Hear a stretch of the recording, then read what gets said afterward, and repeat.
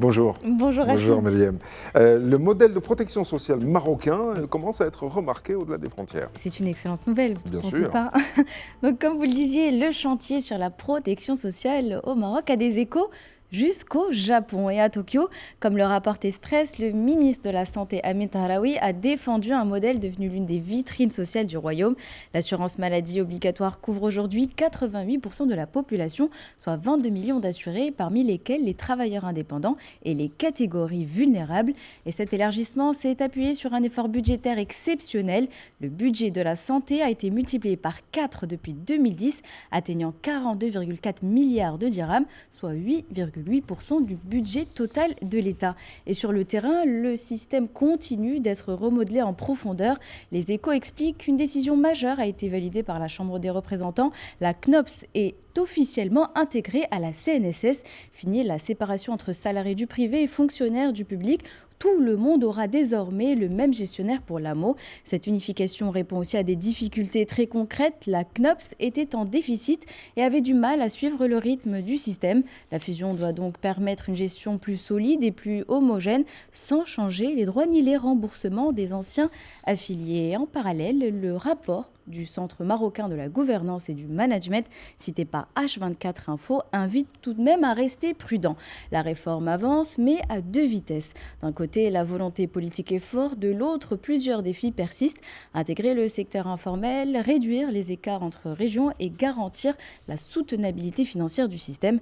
Le rapport rappelle aussi qu'au-delà de la santé, seuls 20% des Marocains bénéficient d'autres prestations sociales loin de la moyenne mondiale. Et pendant que l'architecture interne se renforce, le Maroc s'adapte aussi à la protection sociale, sa protection sociale aux réalités nouvelles de la mobilité internationale. La Vie Éco révèle qu'une convention bilatérale Maroc-Italie est en cours de finalisation pour protéger les droits de centaines de milliers de travailleurs circulant entre les deux pays, une manière de garantir que chaque année travaillée au Maroc comme en Italie soit comptabilisée et reconnue dans un contexte donc où les parcours professionnels transnationaux deviennent de plus en plus courants.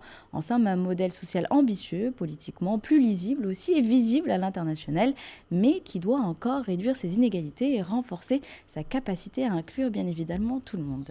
La presse a aussi décortiqué l'accord de paix qui a été signé entre le Rwanda et la République démocratique du Congo. Oui, et comme le rapporte la Deutsche Welle, la RDC et le Rwanda ont signé les accords de Washington, une cérémonie, rappelons-le, glaciale, pas un regard, pas un sourire entre Félix Tshisekedi et Paul Kagame, et encore moins une poignée de main.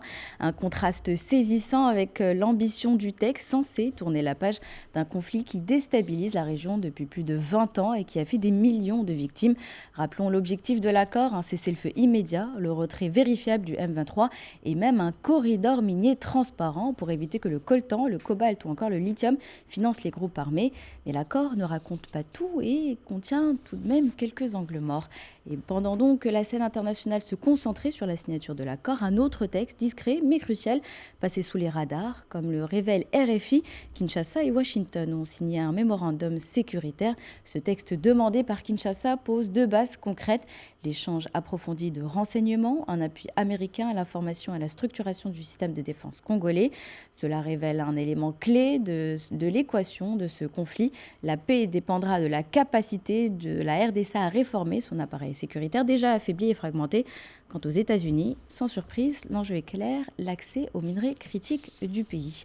Et au même moment, la guerre continue et le terrain dément la diplomatie en cours. La veille même de la signature, l'Est de la RDC flambait encore.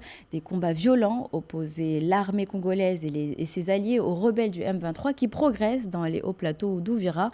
Actualité.cd rapporte la chute de plusieurs localités, le déplacement des lignes de front et la crainte surtout d'un repli général de l'armée congolaise. Et encore aujourd'hui, les combats persistent. Quant aux conséquences humaines, elles sont immédiates. D'après TV5 Monde, des centaines de civils ont traversé vendredi la frontière pour se réfugier au Rwanda, fuyant des bombardements intenses dans la région de Kamanyola. Des écoles, des habitations, des hôpitaux auraient été touchés selon des responsables locaux, signe que la situation demeure extrêmement volatile. En somme, un accord qui ouvre des portes, oui, un accord qui referme les plaies, pas encore. Autre guerre, cette fois en Ukraine, et la centrale nucléaire de Tchernobyl qui a été touchée par un drone. On peut même dire que la centrale a été attaquée alors qu'elle est déjà vétuste et très fragilisée. Tout à fait. Tchernobyl, rappelons-le, un nom qui éveille encore des souvenirs sombres et emporte aussi notre imaginaire dans un terrain de science-fiction infini. Et près de 40 ans après la catastrophe, un nouveau signal d'alerte a été lancé. Une attaque de drone en février qui a endommagé la gigantesque arche de confinement installée en 2019. Depuis, on attendait de voir dans quelle mesure la structure était touchée. Selon CNN et l'Agence internationale de l'énergie atomique, le choc a provoqué un trou de 15 mètres carrés, un incendie et une détérioration du revêtement intérieur du dôme, au point qu'il a perdu ses principales fonctions de protection. Mais le Huffington Post rassure et ajoute que les niveaux de radiation sont restés stables, sans aucune fuite détectée. Les Nations Unies l'avaient d'ailleurs rappelé dès février, des travaux lourds seront toutefois nécessaires, financés en partie par les engagements déjà pris par des partenaires européens. Et sur le terrain, les inspections se poursuivent. Le média moldave Sloboden Pechat nuance en reprenant les déclarations de l'Agence internationale de l'énergie atomique. La structure porteuse n'est pas touchée, les systèmes de contrôle fonctionnent encore et des réparations d'urgence ont déjà été menées. Autrement dit, le dôme doit être réparé, mais la situation ne présente pas de danger ni pour la population, ni en Ukraine, et encore moins dans les pays voisins. Et au-delà des inquiétudes, Tchernobyl demeure quand même un lieu de recherche scientifique unique. Oui, comme le rapporte Euronews, c'est là qu'a été découvert un champignon étonnant. Mes excuses, un nom impossible à prononcer, mais que je vous laisse découvrir dans l'article. Et son secret, c'est qu'il est capable d'absorber les radiations grâce à un pigment, la mélanine. Et ce champignon radiorésistant, cultivé à même de la Station spatiale internationale, pourrait un jour protéger les astronautes sur la Lune ou Mars en servant de base de bouclier biologique contre les rayonnements cosmiques. Bref, Tchernobyl est devenu un intéressant paradoxe scientifique, né, ne l'oublions pas, d'un drame historique. Un champignon radioabsorbant. Ouais.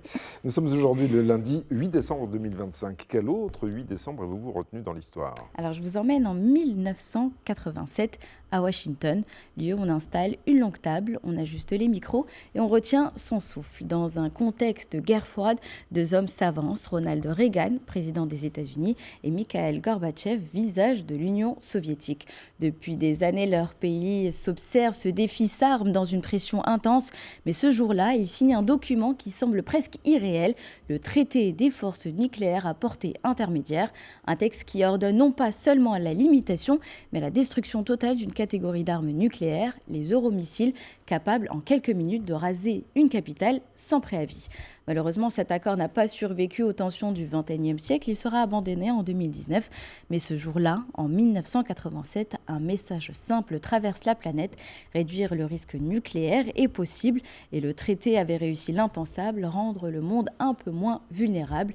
Et Tchernobyl nous rappelle chaque jour pourquoi ces efforts comptent. Merci beaucoup, Mariam Kokaïna, qui chaque matin lit la presse toute chaude pour nous.